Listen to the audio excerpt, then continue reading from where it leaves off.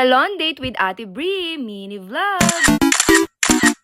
Dito nga kami kay J Studio, magde-date ni Ate Bri. Dito yan sa may Bulacan, sa mismong school nila Kuya Bryce sa may harapan. At habang naghihintay tayo sa turn namin ni Ate Bri, mag-picture-picture muna ang family. Salon date namin ni Ate Bri, pero ang kadate namin si Baby Caleb and Kuya Bryce. O diba, isang pamilya talaga kami. At ito na nga, turn na ni Mamshi. Nagpa-Brazilian lang si Mamshi para naman mabuhay ang hair ko. At ang plan talaga namin, ipapagupit ko lang si Ate Bri kasi nga sobrang haba na ng buhok niya. As you can see naman, no, tapos ang kapal pa. So ngayon nga, ipapakeratin natin siya. Tapos haircut na din. Yun lang talaga ang plano namin, haircut niya, tapos nainggit lang si Mamshi, kaya ako nagpa-hair na din. Tapos ang ending, sila pa yung naghintay sa akin ng matagal. At ayan, ina-apply na kay Ate Bri yung keratin. At aba, makangiti naman si girl. Sino kaya ang kachat niya? So ayan, nabanlawan na yung buhok ni Ate Bri. Tignan nyo, oh, ang shiny na. Tapos parang may straight siya, pero keratin lang yung ginawa, ha. So ngayon, magpapa-haircut na siya at ito nga yung ginawa sa kanya. Pero pinahabaan ko kasi nga naisip ko baka mag-fly away lang siya katagalan. At ayan nga, unti-unti ko nang nakikita ang kagandahan ng aking Ate Bri. Ngayon lang siya nagpagupit ng ganyan dahil nga dati puro straight lang yung cut sa kanya. At ayan nga, tapos na.